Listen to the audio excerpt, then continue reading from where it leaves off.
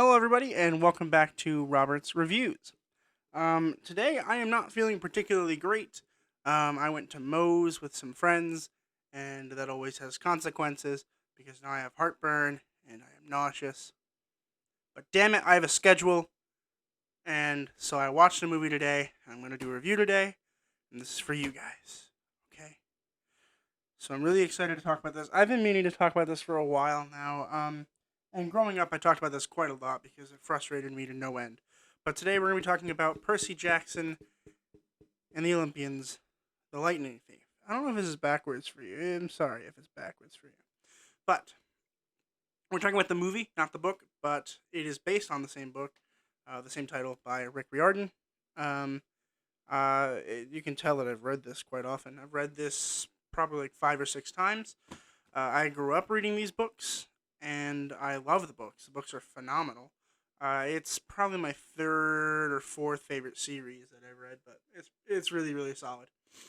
Um, and so I'm gonna give you a little bit of a brief description on how I'm gonna do book to movie translation reviews. I'm going to discuss the differences between the books and the movies, but when I give my final review, it will be based on purely the movie as if I had never read the novel. Because if I had read the novel and then watched this, I'd be pissed, which I am. But it's a pretty solid movie if you have not seen the book. Seen the book. Read the book. Again, sorry, I apologize if I seem off or if I am distracted. I do not feel particularly great. But I have a schedule, and I'm sticking to it. Jake, if you watch this, or Cody, if you could tell Jake, I was scheduled to watch the Ultramarines 40K movie, and I could not find it anywhere. They wouldn't even let me rent it on YouTube or Amazon Prime or anything. So, if you have a way of watching it, if you have it on DVD or whatever, we can watch it together. So I'm sorry that that review has not come out yet. Let me know if in the future, if there's any way you want me to watch that.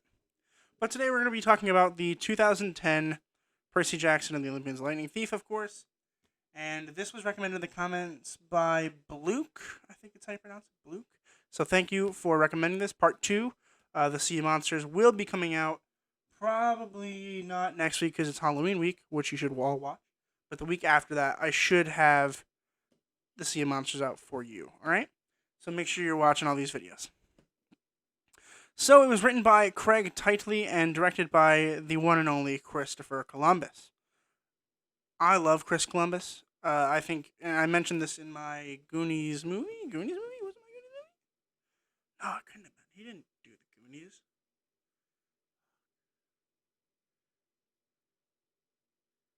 Huh. Maybe, did he write it? He must have written the Goonies. That's probably what he did. Anyway, sorry, I'm distracted. I need to know. I'm so sorry. I need to know. I don't want to give you falsified information. I have it written down like right here, okay? It'll just take one quick second. Just let me flip through all my notes, and I will give you the correct information. Did I even write anything down for this? What the hell is going on? Hitler? What? Why is Hitler in my notes? Ah, I think I found it. I didn't find it. What the?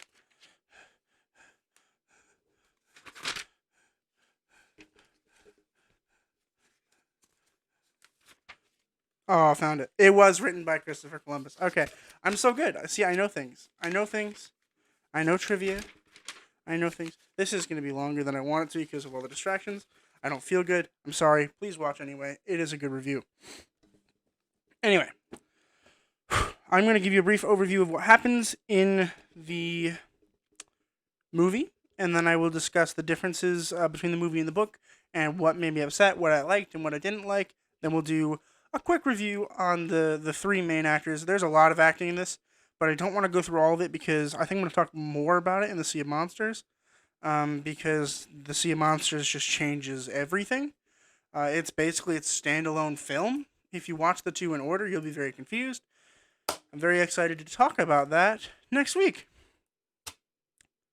Anyway, essentially what happens is a boy named Percy Jackson finds out that his substitute teacher is a crazy demon that they call a Fury. and he finds out that he is a demigod. So he gets transported to, Camp Half Blood, which is a safe haven for demigods. And he finds out that all of the Greek gods are real. Zeus, Poseidon, Hades, Aphrodite, all of them. They're all real. And so he tries to get into the camp, and his mom dies in the middle of trying to enter the camp. And essentially, he finds out that he is the son of Poseidon, who is the sea god of Greek mythology. I love Greek mythology. I've always loved Greek mythology. Which, by the way, this came out in 2010. I was 9 years old. Wow. That's insane. That means that I read this book when I was like 8 or 9. That's insane. Anyway, sorry. And then he goes on a quest because the gods are mad because somebody stole Zeus's main weapon, which is the lightning bolt, the master bolt. And so he has to go on a quest to find these pearls, and these pearls allow him to be safe when he gets to the underworld. And then he's got to go to the underworld because he believes that Hades has the bolt, which they never explain in the movie. And then he has to basically stop the gods from fighting over it because they're all blaming each other for stealing the bolt. That's pretty much the movie. It's complicated. It's really, really complicated. And they changed so much that made me really upset. I just didn't understand why they had to change so much. There are some things that I 100% understand why they changed. Okay? I do understand, and I will explain those. But there are some things that I just don't understand why they had to change. Even appearances. So Grover in this movie is black, and I fully support that. I loved watching Brandon T. Jackson playing Grover. I really had a great time watching him. That was one of the pluses of this movie, was Brandon T. Jackson as Grover. But Annabeth, it's so important in the books that, she's a blonde girl that has stormy gray eyes. And we have a dark-haired girl who has bright blue eyes. Which is fine, I guess, because, even in Harry Potter, he's got blue eyes in the movies. I should do Harry Potter at some point. Comment if you want a Harry Potter movie review. I could do a whole week for that could be a thing. Sorry. And then in the books of Harry Potter, he's got green eyes, and it's very important because it matters. And it matters in this as well. It doesn't matter at first, but it matters later because, all of the kids have the same hair color and the same stormy gray eyes because Athena did in the Greek mythology. And I think it's really important that they should have focused on that. And then they just change it in the second movie. They're like, oh, wait, we forgot. She's supposed to be blonde and have gray eyes. Let's just change it now. Okay, what? That's something for next movie. They changed quite a bit in this movie. Excuse me. Oh, my heartburn hurts. Okay, I'm feeling okay. I can do this. I can talk about a movie. The first major change to this adaptation that is important is the quest. In the book, the quest is simply to go talk to Hades about the bolt, right? There's nothing about the pearls. And he doesn't even get an official quest in the movie. He just does it. Whereas in the book, you have to get an official quest from the Oracle, which is really cool and a really cool thing that they could have done. And then they didn't. I think we see the Oracle in the second one, but honestly, I don't remember. That might just be in my brain. But anyway. Why? Why do they have to do that? I just don't understand why they had to take all the cool parts out. I don't understand. And so then in the movie, the whole point is that they have to go get the pearls that bring them back from the underworld, which is a cool idea because it drives the plot more than I think the book did. The book was really cool because it's almost a riddle. But then in the movie, they just decided they didn't want a riddle. They just wanted a straight out adventure movie, which is okay. I don't hate adventure movies, and I actually really, really enjoy adventure movies. And this one was no different. I enjoyed the movie. I enjoyed my time watching it. But as a lover of the novels, I was upset because they changed so much that just didn't really need to be changed. Even the second fight. So the second fight's supposed to take place in the St. Louis Arc, and it's supposed to be really cool. They fight a chimera, and he falls, and then lands in a river, and he lives because he's the son of the sea god. In this, they change it to Nashville, Tennessee, and it's at the Parthenon that is the replica of the Parthenon, which is a cool idea. Don't get me wrong, but like I love the chimera part in the novel. It's so cool. Um, there's just so much that they just skipped out on. And it's really unfortunate because there's some really cool parts. Like even in the underworld is so different. We didn't even get to see Cerberus, the three-headed dog, which is like one of the biggest parts of Greek mythology in the underworld, and I'm just very upset about it. I think I'm gonna stop talking about the plot now because it is upsetting me more, and I'm gonna try to finish this faster because I don't feel good, and I'm gonna go lay down soon. But that is the plot essentially. I didn't hate it, but I am a little upset because when you miss that much out of a book, it really gets rid of the integrity of the movie. And in my opinion, it just makes it a little lost because there are some parts of the movie that just like skip to other parts like really fast. Like we'll just be sitting there and all of a sudden we'll be like, oh, we probably should move now. Like, yeah. Also, I should bring up one more thing. That really made me upset. One of the coolest parts in the novel is the Lotus Hotel and Casino where they get stuck in there for 5 days. Ow. And like they actually relax and have fun like kids do. Because in the novel, they're 12 years old. And in here they're like 16, which is great. That's one of the cool things I actually really enjoy about the film is they made them older. I agree they should be older. I think that if you made it strictly a children's movie and made them when they're 12 years old, it just wouldn't make as much sense and it would almost feel outlandish. And I think that they wanted to make it feel real and they did a great job. Props to you. However, the Lotus Hotel and Casino should have been made better because they made it so that you have to eat these lotus leaves or flowers and then they make you stay there forever. Which is, it's okay. I just think that it would have been cooler if they stuck with the book version where they just like impulsively are staying there because they want to, because they're kids. They're not adults, they're teenagers. Anyway, let's talk briefly about the acting and then I'm gonna wrap it up because I am not feeling good. Okay. Logan Lerman as Percy Jackson. Logan Lerman is one of my top favorite actors of all time.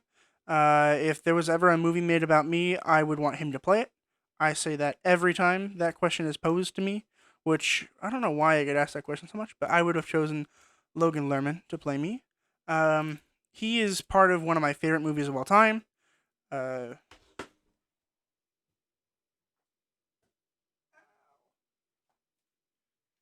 he's part of one of my favorite movies of all time, The Perks Being Wallflower. That's him here. Um, this is my favorite book of all time, The Perks Being Wallflower, and its adaptation is one of my favorite movies of all time. Something popped up in my head earlier before I was filming this. For Thanksgiving, I've been having a hard time figuring out what I want to do. I thought about doing a Thanksgiving movie, but there's not really that many Thanksgiving movies, so I was thinking about if, like, maybe I'll do the 7 days of my top 7 favorite movies.